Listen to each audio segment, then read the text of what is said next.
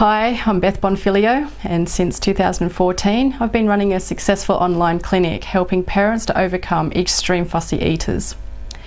I studied to become a clinical nutritionist way back in 2011 in the UK, and then I went on to become a feeding specialist on a mission to help and support parents who worry about feeding and obviously their child's well-being.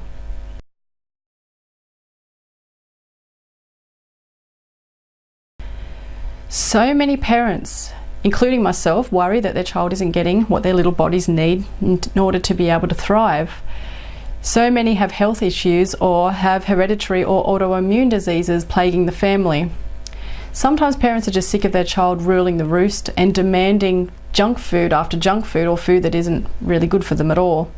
So in the course I often bring up my son Ryder. He's 5 years old now and is at school. When he was around the age of 18 months, we discovered that he had a sensory processing disorder, in particular with relation to audio and food sensitivities. So the techniques I learnt throughout my studies then led my son to become a really good eater. He was once classified as green neophobic, meaning that green foods would make him really frightened. But now every day he'll either eat a salad or a plate of green vegetables. Now I've come to learn that I'm not alone, and more people need help like this. So statistics show that 26% of adults would consider themselves a fussy eater, and 23% of adults have a child in the household who is a fussy eater. So that's about a quarter of our population. After furthering my studies and research into sensory difficulties with eating aversions, I began to use these therapies in my intensive course, and I started to notice that I was making a huge difference to families' lives. If parents need further assurance that this course that I do can help them, what I normally do is direct them to my Facebook page or my website so they can see testimonials from past clients. Once they sign up for the Little Fuss Pots course, they then automatically get added to private Facebook groups where they can speak to past and present clients and ask them with any questions they have with relation to the course.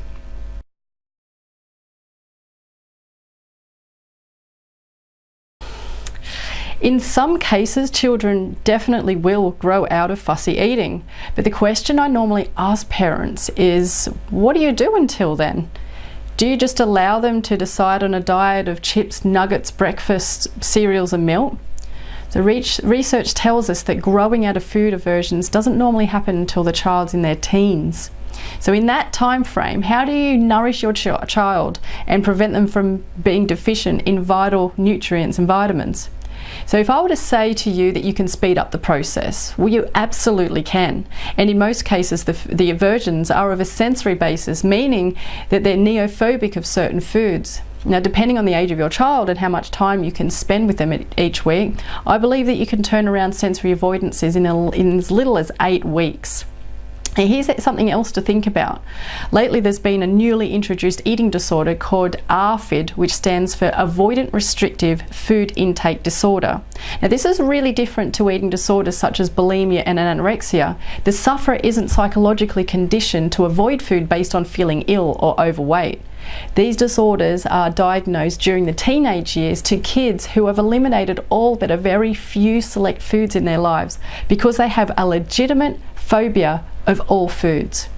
There are kids with this diagnosis who have lost their eyesight due to malnutrition, are infertile, too scared to venture out of the house in case they be near food. After researching the therapies used within this disorder, I thoroughly agree with professionals that the disorder can very much be avoided. And so what I aim to do is put people on the right path before looking down the barrel of this disorder.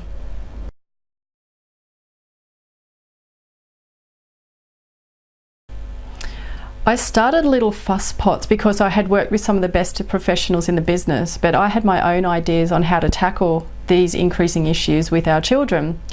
So I wanted to help people who wanted to make a positive change to their child's outcome and not just wait for them to simply grow out of it and miss out on a vibrant relationship with food and obviously the healthy rewards that a healthy diet brings.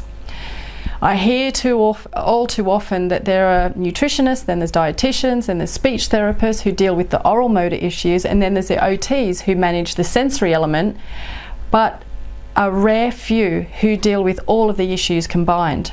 And the surprising thing is is that in most cases, you need to apply techniques from all therapies in all different areas to support the child in making better relationships with food. I guess that's why I get results in all patients who come to me. The important thing to remember with this course is that I'm a nutritionist with a strong passion for whole foods and foods that nourish our body. Parents don't come to me to get their child to eat what the government recommends.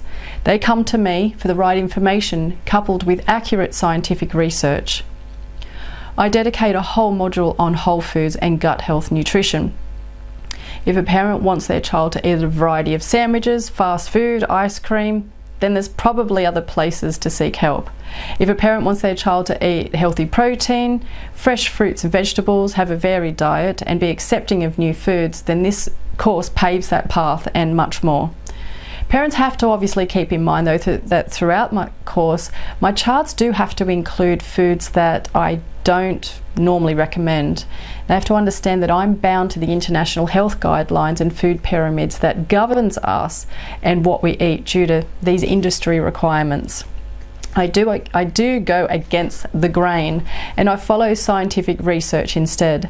So although, for instance, even though my charts recommend 6 serves of grain each day and 2 serves of dairy each day, this may not be suitable for every child, and a parent may be forced to remove these foods to gain acceptance of other food groups.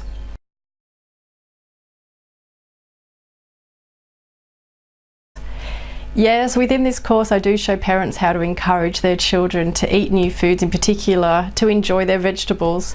If they're not there quite yet, they're definitely well on their way by the end of the course.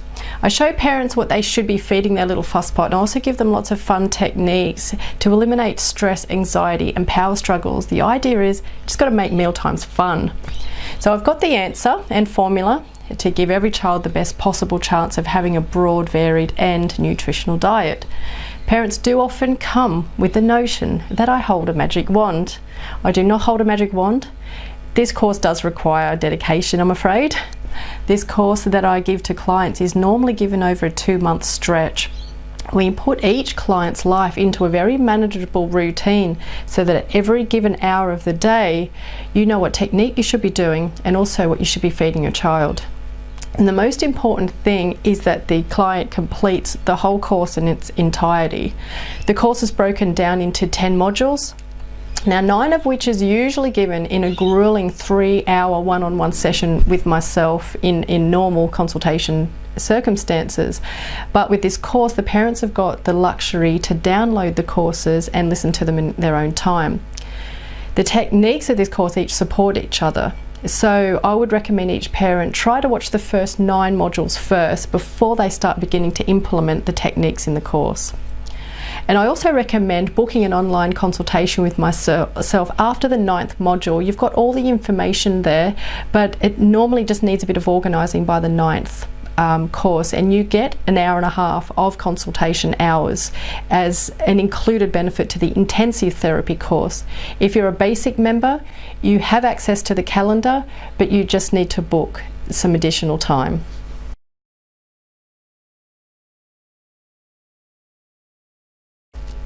We have a strong little Fusspot community group on Facebook who are at varying stages of the course, and they'll also be able to help you with questions. And there's also a handy search function on Facebook groups these days, so parents can look up any past topics and discussions for help. Now I will also be on this Facebook forum, so I can also jump in there and help people with questions as well. And it makes it a bit easier for everybody to see the answers rather than just answering each question one at a time. So that's why I set up the group. But I can also be booked for additional hours after the course is complete if anyone requires any further help.